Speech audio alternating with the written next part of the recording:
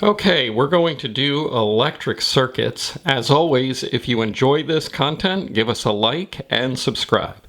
So the best way to understand circuits is to think about current flow as water, voltage as a pump, and resistance as a hairball that's stuck in the pipe. So here I've got a little diagram, and this is going to be our pump. So think of this just like a pump that pumps water through pipes.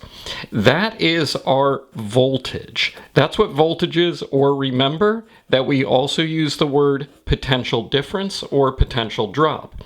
So if this pump operates, it starts to push water through the pipe. And the water flowing through the pipe, the flow, we know, is current. And that is our current measured in amps. Then the hairball, we haven't really talked about this yet. This is something that's not going to stop the current from flowing, but is going to slow it down. So we can think of this resistor, this hairball, as our resistor, our resistance to current flow. The more resistance you have, the slower the current will flow, because the pump is trying to push the water through. It's trying to push the electrons through the circuit. And the more this hairball resists that, the slower that current will flow. So let's look at our key quantities here. So the first one is voltage. And remember, potential difference or potential drop. The symbol is a capital V. The unit is the volt. And the unit abbreviation is also a capital V. So if there's a number in front of it, we know it's voltage. If there's or volt. If there's an equal sign after it, then we know it's voltage. So what else do we have? We have current. And we can think of current as the flow, just like the flow of water. The symbol is a capital I. The unit is the amp, and the abbreviation is A. And here's our new one. Our new one is resistance. So, what is resistance? Resistance is something that is applied by a resistor, and the symbol is a capital R, and the unit is something called an ohm. All of these are named after people, actually. Volta, who was an Italian physicist, Ampere, who was a French physicist, and Ohm was a German physicist. So the ohm has a strange unit symbol, abbreviation, and it is the Greek letter omega, and it looks like that. So when we have a circuit like this, we're obviously not going to draw pipes and pumps and hairballs. We're going to draw the symbols that are given to us from the physics reference table. So this symbol right here, it's a series of long and short lines. This represents a battery, or in our case, it's going to be an electric power supply. This little symbol here is a switch. It's like a little piece of metal that can move down and connect. And we have our resistor here, which is the squiggle lines. And then lastly, a lamp. This is something that can be represented for a light bulb or an LED light. So our circuit will look like this. Here's our battery, or it could be our voltage power supply source. And the short line is our negative, and our long line is the positive. And there's always going to be a pair of long and short, long and short. These are called cells, and we'll define that in the next part. So these lines represent wires, and then these wires come down to our resistor, which is the squiggle line. Then we have our switch, and then we go back to our positive side. So our current is going to flow from the negative to the positive, but nothing will flow until we close our switch. And once we do this, the electrons will flow around the circuit. If we want to represent this in a different way, sometimes they ask you to draw a lamp. Well, in that case, you just draw it like that, but it's the same idea. The lamp, the light bulb, acts as our resistor. Ohm's law is going to be the most important formula in this unit.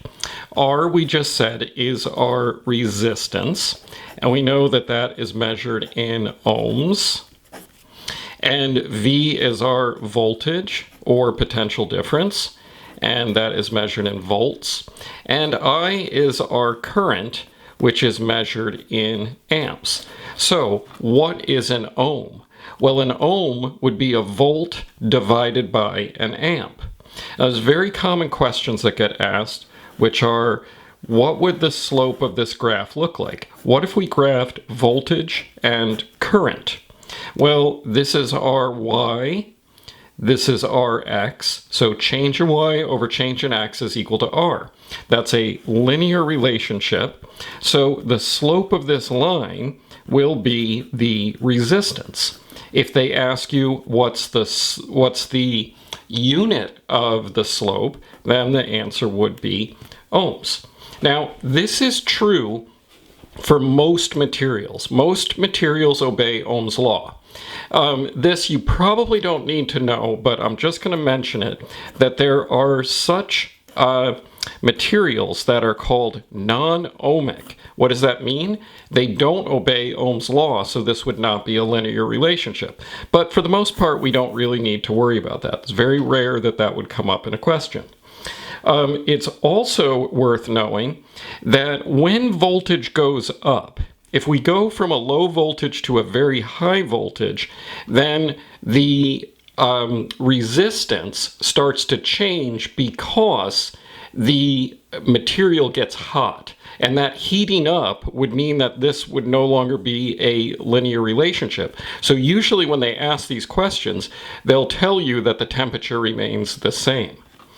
So I don't like writing this as R equals V over I, because we have to do this a lot, and doing the switch here, doing the cross multiplication, can lead to errors. So I like to do the cross multiplication first and then get a new formula, and that formula is V equals I times R. And I just call this VER. So VER is going to be our formula that we're going to use when we start to solve circuits. So let's go ahead and solve the simplest possible circuit we could have, which would just be a circuit with only one resistor in it, because we're going to get into circuits that have multiple resistors. Let's say that this voltage power supply is 24 volts, and we'll say that the resistor is a 12 ohm resistor. And the question is, what's the current? So let's use VER to solve for that. So we have our voltage is 24 volts. Our current is unknown, that's what we're solving for, and our resistance is 12 ohms. So I made the numbers nice and easy, divide by 12, and our current comes out to 2 amps. If you're taking physics, you are going to end up doing a lab, and almost 100%, this is one of the labs that you're going to do. And in this lab, you have a power supply. So this power supply is your voltage. And these are devices that you can plug in wires onto one end with either banana clips or alligator clips. So this is a wire, and the wires are red or black, but the color doesn't make a difference. And these are plugged into a wall outlet so that it can produce this voltage. Then you'll connect this to a little device called an ammeter. And we'll learn how these are connected later. This is actually called series, the way it's connected. And there's a little dial here because most of these can also work to measure voltage, but you have to wire it in a different way. So we have our current, let's say that's our negative and this is our positive, so electrons are coming out. They're flowing through the ammeter. That will give us a value for I, and then it runs through a resistor, and the resistor is usually some material with little bands on it. It's usually a cylinder, and the bands tell you what the resistance is. And then the wire comes back and completes the circuit on the other end. And usually what will happen in these questions, that's our resistor, what they will do is they will have you turn up the voltage. So as you turn up the voltage, you start it maybe at 1 volt, you write down the current. Then you turn it up to 2 volts. Well, what's going to happen? Well, V equals IR. So if the resistance is staying the same, this is an ohmic resistor, so we're not dealing with temperature changes here. As long as R is the same, if the voltage goes up, then the current will go up. So we turn to 2 volts, read, 3 volts, get a reading, 4 volts, get a reading, and so on. So you'll get a data table that looks like this. And then what you'll do is be asked to graph it. So we'll do the same graph that we saw before, and you'll plot your points. You'll take a ruler and draw a best fit line. Then you'll pick points on that line to do your change in Y, and the points to do your change in X, and you'll get the slope, and the slope will be equal to some number that is your resistance in ohms. Then what you'll do is calculate from the bands what the actual resistance is of this resistor and do a comparison and a percent error. So the reason that I'm going over this is because sometimes they ask you questions that are similar to this. They'll give you graph data and they'll ask you to find resistance. So we said that this symbol was a battery, but a battery is made up of a short and a long, and this is called a cell. Sometimes you'll be asked to count up the cells. So in this one, we have 3 pairs of short and long. So therefore, this is 3 cells. Now, they're written this way, but they could also be going the other direction. It only changes the direction of the flow of electrons. So in this case, electrons would be leaving this side and coming in on this side. In this situation, we'd have the plus on this side and the minus over here. Now, when you look at a circuit, we can say that here's a picture of an actual real-life situation. A battery, some wires connected to a light bulb. It's a closed circuit. The light bulb lights up. The light bulb serves as our resistor. The battery serves as our voltage power supply. And the current that flows is our I. That's our flow of electrons.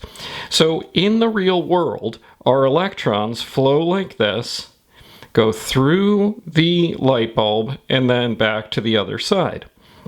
So when we draw this circuit like this, it's the same thing. So this is the representation of that. The resistor down here is our light bulb. This is our minus and our plus, so the current is flowing in this direction. So our electrons are flowing like this, back to the other side. However, there's another type of current that is used, which is called conventional current. So what we're using in Regents, New York State Regents, is electrons flowing, that's real current. However, you might be taking a course with a different professor or doing this with a textbook that uses conventional current. So I just want to explain what that is. Conventional current says that protons are flowing the other direction. Now, this is actually incorrect. Protons do not flow through circuits, only electrons do. However, mathematically, the answer comes out to be the same. If you choose plus to flow that way, you will get the same mathematical answer as if you say electrons flow in this direction. So you can use either system, but like I said, in the New York State Regents, we will use electrons flowing from negative to positive. So let's look at a circuit. I just made up some numbers here. We have a 12-volt battery, 3 amps of current flowing through it, and a 4-ohm resistor. So we know that this has to be true. V equals IR. So 12 volts would be equal to 3 amps times 4 ohms. And let's say that we run this circuit for 30 seconds. So we turn the light bulb on, maybe we have a little switch in here, and we leave it on for 30 seconds. So we can actually solve for the amount of power that is generated in this resistor, and we can also figure out the energy that's used up in this resistor. So there's a series of formulas, and I'm not going to do the derivations, but you can combine V equals W over Q. It's not too hard to do. And you can combine that with V equals IR and I equals Q over T, and then put that into P equals W over T. So the combination of these four formulas will get you some new formulas. And those new formulas are this. P equals V times I. The power, now we say electrical power, but power is power. It's still measured in watts, and it's still the rate at which energy is consumed. So P is equal to VI. It's also equal to the current squared times the resistance, or the voltage squared divided by the resistance. Now, why do we have three different formulas for the same thing? Well, they might give you R and V, in which case you would use this formula. Or maybe they give you V and I, and then you would use this formula. But either way, you can figure out the power as long as you have two of the three values. Now, we know that power is equal to work over time. What is that? Well, they'll sometimes ask this question in a weird way. They'll say, what is the rate at which energy is consumed? Well, rate is anything with respect to time. So if they ask the question that way, what's the rate at which energy is consumed? They're not asking you for the energy, they're asking you for the power. Now, we can rearrange this formula by cross-multiplying and say that the energy is equal to the power times the time. So all we did was do P times T. So that we can sub in, let me make my T a little bit nicer. We can sub that in to here, right? Because power times time is our energy. So what can we say? VI, the power, times time is our energy. Or we could say I squared R times T is our energy. Or we could say V squared over R times T is our energy. Energy is energy, so it's still measured in joules. So if they ask us to figure out the power or the energy, there's these 6 formulas, and they're on the reference table right here, and you can use all of these to solve those types of problems. So let's go ahead and do it. We have this circuit up here that's 12 volts, 3 amps, and 4 ohms that runs for 30 seconds. Let's figure out the power. Well, let's use the voltage and the current. So to do that, we'll do P equals VI. So all we do is put in the voltage of 12 volts, multiply that by the current of 3 amps, and that gives us a power of 36 watts. Now, to figure out the energy, all we have to do is figure out the time times the power. So W is equal to PT. So we can just put in our 36 watts, and it ran for 30 seconds. So our energy is 1080 joules. So we've been using this word circuit, but we haven't actually defined it yet. A circuit is a closed path for electrons to flow from high electric potential to low electric potential. So in a circuit, the negative terminal is our high electric potential, and our positive is our low electric potential. It's kind of like a ball rolling down a hill. It's trying to get to the lower side. And that's why the word is often used potential difference, the difference from here to here, or the drop, how much it's dropping from one side to the other. So there's another type of circuit, it's still a circuit, called a short circuit, and this is a circuit with little or no resistance. So there isn't a resistor in place. And what happens when you don't have resistance is you end up generating heat. Why? Because the electrons flow really, really quickly. So the current surges. The I goes up really, really fast. And when that I goes up really, really fast, the wires will get hot. Now, what that will do in a circuit with a battery is it will drain the battery. You're going to destroy your battery. If it's a circuit connected to a house outlet, the current will go up so high that a circuit breaker will trip. And you may have had this happen where if you're using a hair dryer and the hair dryer gets too hot, it will actually turn off. You have to wait for it to cool down. Or if you plug in too many things all at once, you'll notice all of the things turn off. You have a circuit breaker that needs to be flipped back on. So let's look at this circuit with 3 switches in place. So right now, current cannot flow because we haven't closed the paths. So let's go ahead and close one of the paths. If we close this path, we still do not have a closed circuit because electrons can flow down to here, but because it's not closed, they won't flow at all. They have no way to get back to here. So if we close this circuit, or this part of the circuit, electrons will flow because there's a closed path for them to get all the way back to the low potential. But what happens if we close this switch where there's no resistor at all? Well, now we have a short circuit.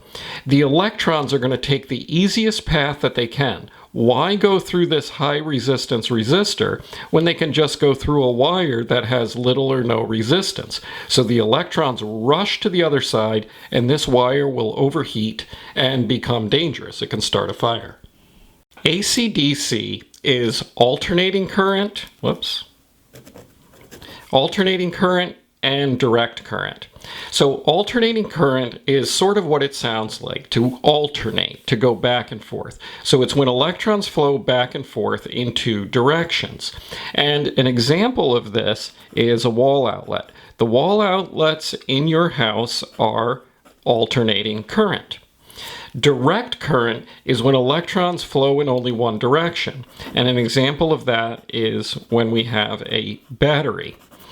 So if we look at a circuit like this, you have to think of it as all of the electrons already being in place. So the electrons are sitting here in the wire. They're just waiting for something to happen. And as soon as we throw the switch, the electrons will start to travel. Now, if it's direct current, then as soon as the switch is thrown, the electrons will start to do this. But in alternating current, as soon as the switch is thrown, they'll go back and forth like this. So it doesn't seem like that could do any work, but when it's in a resistor, this moving back and forth, if that's a light bulb, in that case, it would heat up as the electrons move back and forth.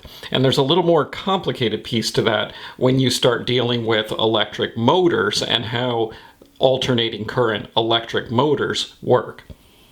So how is the resistance of a resistor calculated?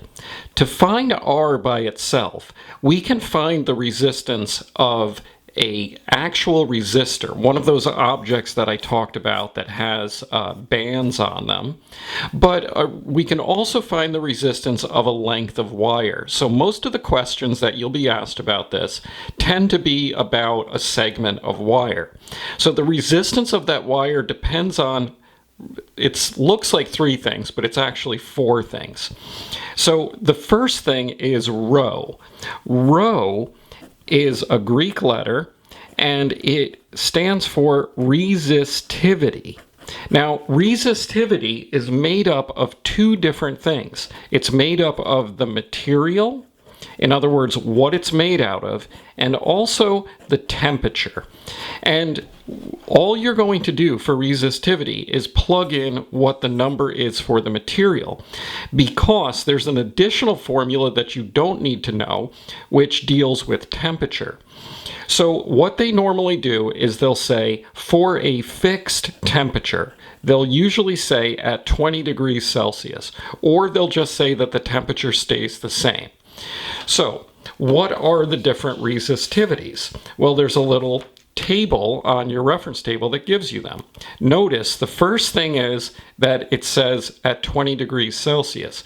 So these numbers, if the temperature goes up, these numbers, the rho value will also go up.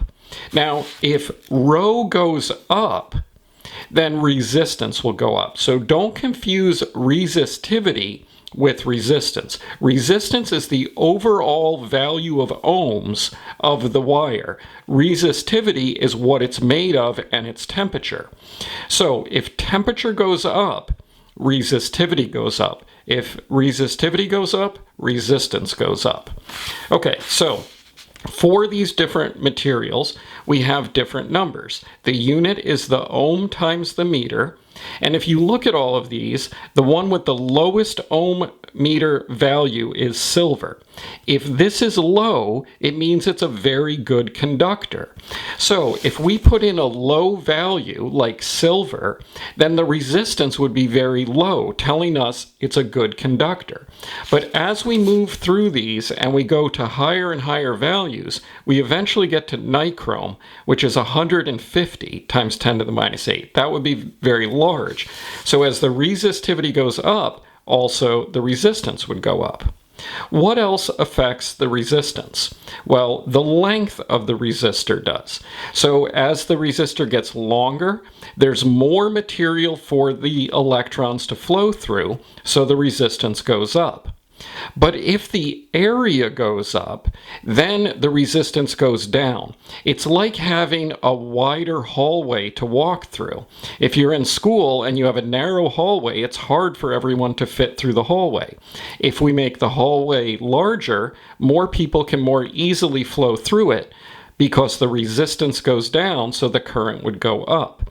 Now, there's an added piece to this too that rarely comes up, but the area, you should know, is equal to pi r squared. So sometimes they may give you the radius and you can calculate the area from pi r squared. So if we look at just a normal resistor like this, we could say that it's made out of silver. And if they asked us to figure out the resistance, they would have to give us the length, let's say 2 meters, and they would have to give us the cross-sectional area, which would be this, let's say that's 0.04 meters squared or something like that. Then all we would have to do R equals rho L over A is we would have to go to our chart, look up the value for silver for our resistivity. They would also have to tell us that this was at 20 degrees Celsius. We would put that number in. We would put 2 meters in for the length and 0.04 meters squared for the area, and we would do the calculation to figure out the resistance in ohms. But the most common types of questions that they'll ask are something like this. They'll say, if we double the length, what will happen to the resistance? Well, if we multiply this side of the equation by 2, then the resistance would double. What would happen if we doubled the area? Well, the resistance would be cut in half. Now, here's the most tricky question of all. What they'll do is they'll say something like this. What if we make the length of the wire longer? What will happen to the resistivity? Well, they're not asking us about the resistance. They're asking us about rho. So if the length goes up, we didn't change its material, we didn't change its temperature, so rho stays the same. And it's true for area as well. If we change the area, what happens to resistivity? Nothing. Resistivity stays the same. However, if we change A or L, then we affect R. So let's look at a couple of situations here. We have two sections of wire. Let's say they're made out of the same material. One is longer, one is shorter. Which one will have the higher resistance? Well, it's going to be the one that the electrons have to travel further in.